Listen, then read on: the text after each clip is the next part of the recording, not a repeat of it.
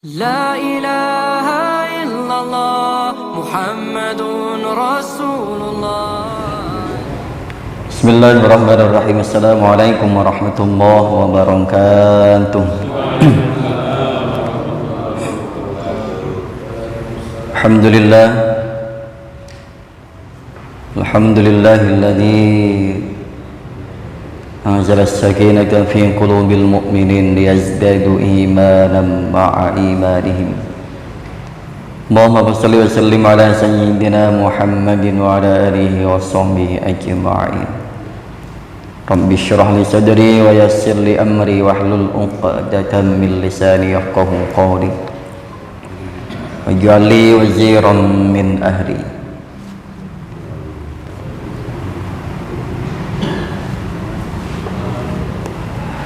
Qala Allah ta'ala fi kitabil karim wa huwa asdaqul qailin.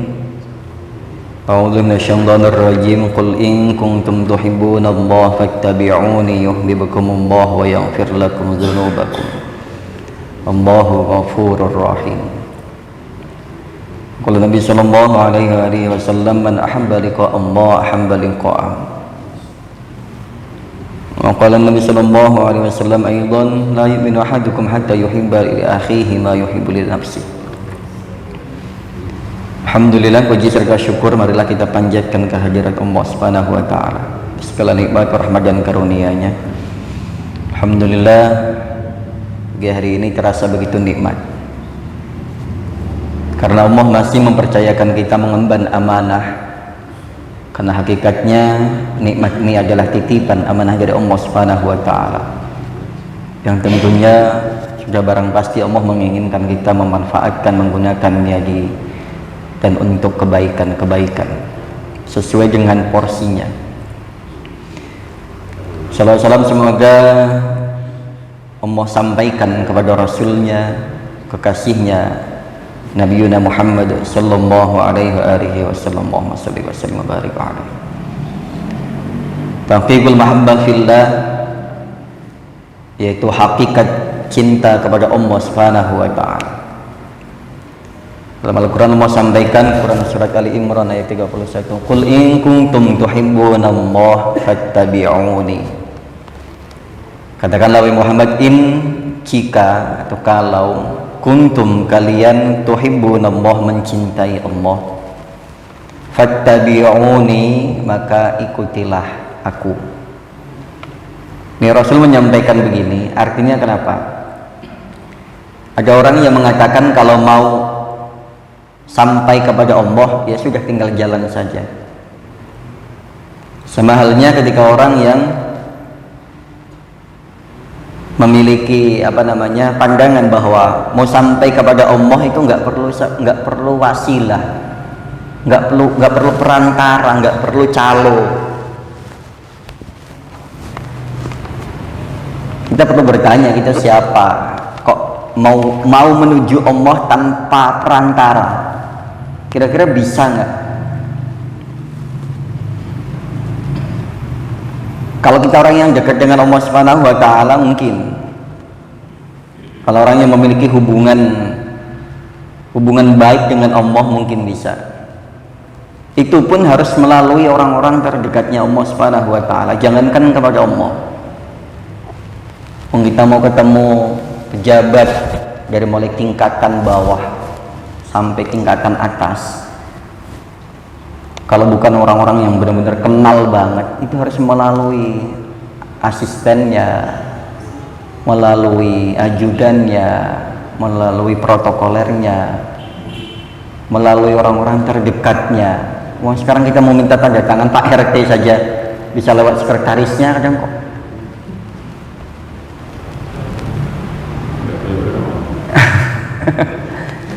Tapi apakah Allah ini ada wakilnya di bumi atau misalkan siapa? Nah, ini kan ayat ini menerangkan bahwa ini kul in kuntum tuhibbunallah, kalau kita mengaku mencintai Allah itu suruh ngikutin Rasul. Bagaimana mengikuti Rasul? Kita juga nggak bisa mengikuti Rasul sekonyong-konyong kita langsung ke Rasul saja. Mau kita nggak ketemu langsung, kita bukan sahabat, bukan tabi'in, bukan tabi'un tabi'in, bukan tabi'un tabi'in tabi'in lagi. bukan juga ulama,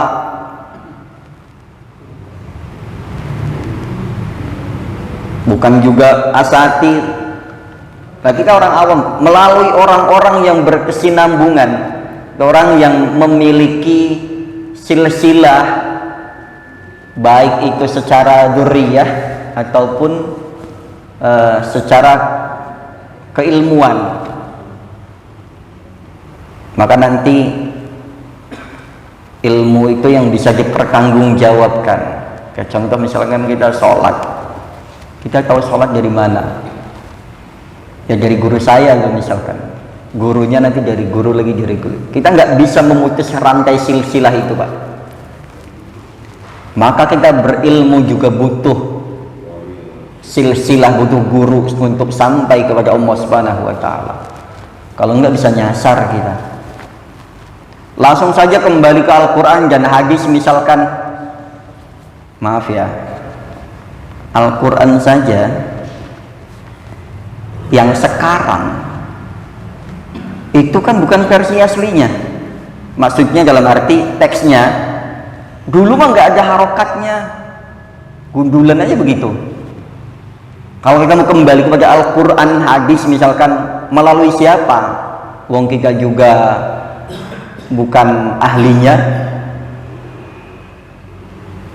Maka ayat ini menerangkan bahwa fattabi'uni, ikutilah aku dan orang-orang di bawahnya. Makanya Rasul sepeninggal beliau juga, beliau kan mewasiatkan agar supaya mengikuti Khulafaur Rasyidin,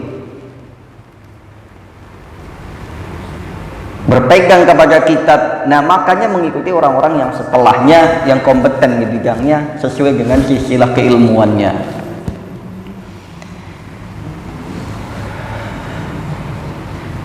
Tahqiqul mahabbah fillah, hakikat cinta kepada Allah, huwa ayyuhibbal mar'u au huwa ayyuhibbal mar'a la yuhibbuhu li dzatihi bal ila hududihi al-ukhrawiyah minhu, kaman yuhibbu ustazahu li'annahu yutawassalu bihi ila tahsilil ilmi. Nah, yang dimaksud adalah yuhibbal mar'a la yuhibbuhu li dzatihi. Kita mencintai seseorang bukan hakikatnya mencintai zatnya.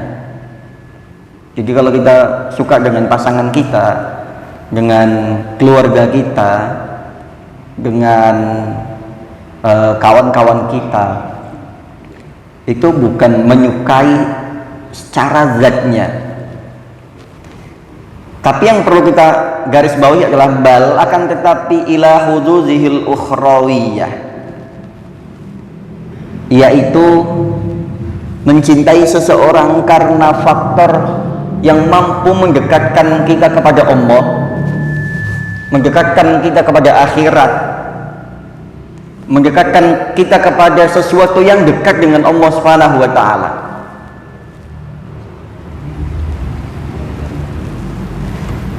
Kaman yuhibbu ustadahu li'annahu yatawassalu bihi ila tahsilil ilmi. Seperti atau misalnya umpamanya layaknya seseorang itu mencintai gurunya bukan karena si guru ini memiliki fisik yang tampan, cantik misalkan, atau elok dipandang misalkan. Kalau begitu nanti ada guru yang mohon maaf secara fisik kurang menarik, dia nggak suka.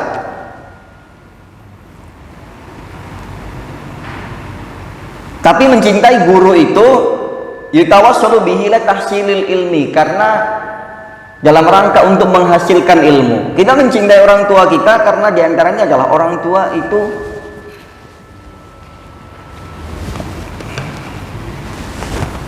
nanti yang akan menghantarkan kita. Orang tua ini adalah, katakanlah ya, wakilnya Allah di bumi ini untuk kita, untuk anak-anaknya. Makanya orang tua itu dalam doanya kan Rabbi firli wali walidayya warhamhuma kama rabbayani. Statusnya Rabb loh. Kita pernah dengar Allahu Rabbul Alamin. Ya, orang tua juga Rabb.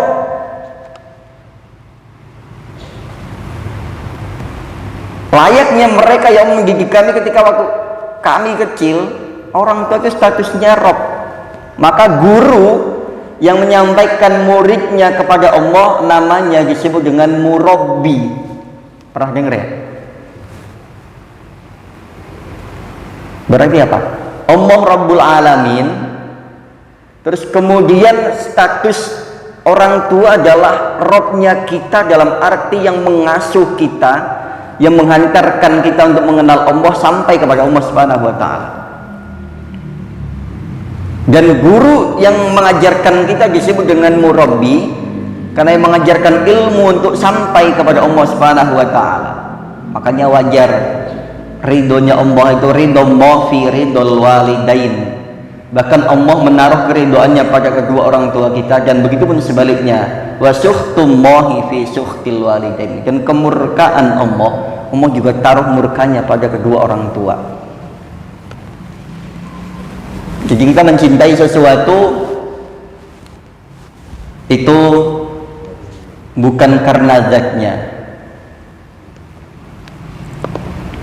Wa maqsuduhu minal ilmi wa amal al-fawza fil akhirah. Nah, tadi yang dimaksud dengan agar sampai kepada ilmu dan amal, yaitu agar supaya al-fawza menjadi orang yang sukses, bahagia, beruntung nanti di akhirat. Itulah orang-orang yang min jumlatil muhibbin fillah. Nah, ini jamaah sekalian. Begitupun dengan amalan-amalan lainnya, balilladzi yatasaddaqu bi amwalihi lillah wa yajma'u dhaifan wa yuhayyi'u lahumul at'amah alladzi da'al gharibah taqarruban ila Allah. Apapun yang kita lakukan itu dalam rangka untuk mendekatkan diri kita kepada Allah. Kita berinfak misalkan, itu juga semata-mata agar kita sampai kepada Allah, dan harta yang kita infakkan, kita sedekahkan itu sampai kepada Allah dan menyampaikan kita nanti kepada Allah, bukan hanya hartanya saja. Kan tentu kita pengen bukan hanya harta kita yang sampai kepada Allah, tapi kita pengen kita juga sampai nanti kepada Allah. Nah, dengan cara apa? Di antaranya adalah wasilahnya dengan berinfak. Wa yajma'u dhaifan, umpama ada lagi orang yang mengumpulkan, yang senangnya traktir temen nih sini. Wa yajma'u dhaifan, atau tamu yang kita jamu, wa yuhayyi'u lahumul atimah, dia menyiapkan aneka macam makanan alladzidah, yang enak-enak, yang lezat-lezat, al-ghuribah, yang indah. Nah, ini dalam rangka apa? Ini juga dalam rangka agar sampai kepada Allah Subhanahu wa Ta'ala dengan cara traktir teman. Itu bagian daripada amalan juga yang menyampaikan kita kepada Allah loh. Sepintas ini biasa, tapi di sini dibahas. Sepintas wujudnya adalah amalan duniawi, tapi bisa menyampaikan kita kepada Allah Subhanahu wa Ta'ala sampai karena mahabbah kita kepada Allah Subhanahu wa Ta'ala, sehingga kita menjamu orang juga atas dasar mahabbah kepada Allah Subhanahu wa Ta'ala. Nah, kalau yang menjamu tamu ini diantaranya yang paling sering itu Nabi Ibrahim, Nabi Sulaiman, dan nabi-nabi yang lainnya, dan juga diantara Nabi Muhammad yang beserta para sahabatnya. Sering kalau ada tamu-tamu sering ditawarkan siapa yang mau menjamu. Ini ada tamu nih, biasanya di sana itu 3-4 hari misalkan maksimalnya. Siapa yang mau, nanti sahabat itu paling senang. Bahkan nggak punya apa-apa di rumah, itu kan kejadiannya sering kita dengar ya. Bahkan sampai mereka tamunya makan, dia hanya piring kosong sama sendoknya saja supaya sepintas kelihatan makan. Saking mahabbahnya kepada Allah, mahabbahnya kepada Rasulullah. Dan begitupun apapun aktivitas yang lainnya, kalau didasari atas dasar lillah, maka akan sampai kepada Allah. Di sini menjamu tamu, menyiapkan hidangan, bahkan fa'ah batobahan lihusmi sun'atihi fit tabhi fa huwa min jumlatil muhibbin fillah. Bahkan orang yang memasak itu kalau didasari atas dasar lillahi ta'ala sampai mahabbah kepada Allah. Jadi kita nggak bisa, Pak. Contoh misalkan gini, ada orang kerja yang sepintas adalah kerjaan dunia, kita bilang, wah ini orang nggak ibadah misalkan, atau ada orang pagi-pagi nih sebelum subuh udah berangkat kerja, kita nggak bisa bilang bahwa ini orang nggak sholat subuh nih, berangkat jam segini nanti sampai kantor jam berapa, sholat apa surga misalkan. Belum tentu. Bisa jadi dia berangkat subuh, nanti ketemu masjid di jalan, sholat subuh berjamaah di sana, kemudian lanjut perjalanan ke kantor. Mungkin kita pernah mengalami hal itu, makanya kita nggak bisa. Dia nggak ke masjid sini misalkan, belum tentu dia nggak sholat subuh berjamaah, bisa jadi di tempat lain. Bahkan orang-orang, mohon maaf, yang di kantor-kantor atau yang sekarang kelihatan yang bukan pengurus masjid, bisa jadi dia menjadi pengurus masjid di kantornya, di tempat lain, di tempat manapun. Jadi ini nggak boleh juga untuk menganggap remeh aktivitas orang, karena terkadang itu justru yang akan menyampaikan dia kepada Allah Subhanahu wa Ta'ala. Termasuk min jumlatil muhibbin fillah, termasuk orang-orang yang mencintai Allah dengan profesinya, dengan pekerjaannya. Kalau kita mungkin bisa dengan cara sholat 5 waktu di masjid, mencintai Allah dengan cara aktif sholat berjamaah 5 waktu, mencintai Allah dengan cara mengurus masjid, mencintai Allah dengan cara mengurus yatim. Ada lagi yang nggak kelihatan tapi biasa saja mencintai Allah dengan mencintai keluarganya, dituntun dia untuk beramal soleh. Mencintai guru dalam rangka untuk sampai kepada Allah, mencintai murid dalam rangka sampai kepada Allah, mencintai istri pasangan dalam rangka sampai kepada Allah, mencintai anak-anak begitu sama. Bahkan urusan masak saja yang kelihatannya sepele, ini karena misalkan contoh, ada orang yang masak, kemudian dia nggak kelihatan di masjid, nggak sholat berjamaah. Bisa jadi masaknya adalah lillah sampai kepada Allah, dan bisa jadi dia ibadahnya di tempat lain. Wa kadzalau ahabba man yutawalli lahu isalu shadaqah ilal mustahiqin faqad ahabbahu fillah. Bahkan orang yang sedekah nggak di masjid saja, dia ngasih misalkan ke fakir miskin, ke orang-orang yang berhak lah ya menerimanya, mustahiqin, faqad ahabbahu fillah. Sungguh dia juga sedang membangun cinta kepada Allah Subhanahu wa Ta'ala. Aw ahabba man yukhdimuhu bi nafsihi fi qasmi thiyabihi wa kansi baitihi wa tabakh ta'amihi. Bahkan orang yang mengkhidmat, melayani di rumah, katakanlah asisten rumah tangga saja, dengan pekerjaannya dia melayani bosnya, karena saking dia benar-benar ketulusannya melayani bosnya lillah semata-mata, kalau sampai itu kepada Allah Subhanahu wa Ta'ala dengan cara mencucikan bajunya, membersihkan rumah-rumahnya, hal sepele kelihatannya.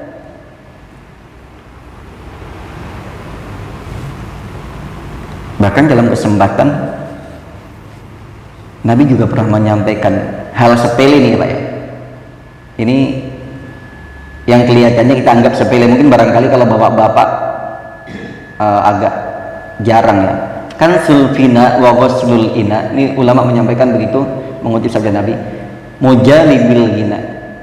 Kan sulfina itu menyapu halaman, wa ghuslul ina mencuci piring,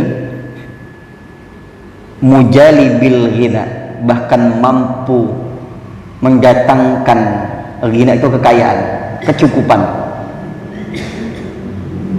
Kelihatannya sepele dan sederhana sekali, cuman nyapu halaman, uang itu sebenarnya bisa dikerjakan oleh orang lain misalkan. Wa ghuslul ina mencuci pakaian, mencuci wadah-wadah piring dan lain sebagainya. Itu nggak bisa disepelekan Pak. Makanya orang-orang yang khidmat di rumah, di majelis-majelis dengan dia nyuci gelas, pahalanya banyak. Jangan dikira nggak ada pahalanya. Nggak bisa disepelekan juga, meskipun dia nggak digaji, nggak dikasih upah, dia lakukan semata-mata karena Allah, pahalanya banyak. Makanya mohon maaf, saya sedikit cerita. Di pesantren rata-rata santri yang keluar kemudian ilmunya manfaat, ini santri yang mau mengabdi kepada keluarga kiainya. Ini yang saya perhatikan ya, dari ulama-ulama itu yang kemudian sekarang menjadi ulama besar, kemudian menjadi kiai-kiai terkenal, menjadi ustadz-ustadz, bahkan ustadz-ustadz kampung sekalipun, biasanya dia yang dulunya mengabdi kepada keluarganya kiainya. Nanti bisa dibuktikan ya, antara katakanlah santri ini ada 10, yang ngabdi 1, yang 9 nggak ngabdi. Nanti meskipun sama-sama pinter atau samalah pengetahuannya, nanti kemanfaatan ilmunya akan lain. Itu jelas sekalian. Dan ini banyak sekali yang di luar mungkin di luar logika kita. Bahkan saya sendiri pernah mengalami hal-hal tersebut di pesantren, membuktikan bahwa ada malah justru murid yang mohon maaf selama di pesantren dia jarang banget ngaji. Jadi di pesantren itu dia cuman kerjanya dia bebenah, bersih-bersih, masakin buat santri-santri yang lain karena dia ikut di dapur. Kemudian dia nunggu perintah kiai sama bunyai, udah itu aja. Entah itu perintah disuruh ngapain, suruh ngapain. Dia paling senang tuh, masya Allah Pak. Ketika keluar, ilmunya manfaat. Kita nggak tahu kalau nih si anak selama ini nggak ngaji dan nggak kelihatan nggak bisa ngaji juga, biasa saja. Tapi ketika keluar dari pesantren, jadi kiai, jadi ulama. Nah ini diantara keberkahan mengabdi, kita juga nggak bisa menyepelekan hal-hal seperti ini. Makanya ada khadimul majlis, pelayan. Khadim itu artinya pelayan, asisten. Wa yufariqu bi dzalika al amal wa maqsuduhum istikhdamihi fi hadhil amal al farau lil ibadah fa huwa yuhibbu fillah aw ahabba man yunfiqu alaihi malihi. Bahkan ada orang yang berinfak, katakan ini di sini sampaikan. Bahkan ada orang yang hobi atau gemar berinfak. Kita mencintai orang tersebut karena dia gemar berinfak. Itu masuk dalam rangka fillah juga, mahabbah juga. Artinya tidak ada satupun kebaikan sekecil apapun yang sia-sia. Bahkan kebaikan itu sendiri bisa bermanfaat untuk orang lain yang tidak mengerjakannya bahkan. Akhirnya ada efeknya. Bagaimana kita atau siapapun yang melakukan kebaikan, efeknya ini banyak. Contoh kecil aja. Dengan kita berinfak di masjid, maka otomatis akan menjadi ladang amal kita bukan hanya di masjidnya saja. Ketika saldo atau kas itu dibuat ngegaji imamnya, marbotnya, bahkan nyantunin, kayak contoh misalkan ada santunan di sini rutin, duafa, fakir miskin, yatim, dan juga ada yang sering kan di sini ada laporannya nyantunin kematian untuk biaya makamnya, pengurusan jenazahnya. Kita bukan hanya sedang atau melakukan kebaikan dengan infak perawatan masjid saja, tapi uang yang kita sumbangkan itu akhirnya apa? Menghidupi keluarga imamnya, menghidupi keluarga marbotnya untuk perawatan masjidnya. Ada orang yang pengurusan jenazah masuk dalam rangka fardu kifayah, kita sampai dapat pahalanya macam-macam.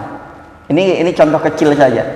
Pun begitu dengan apa yang kita lakukan, sekecil apapun itu nanti akan dampaknya akan besar. Nah ini jamaah sekalian,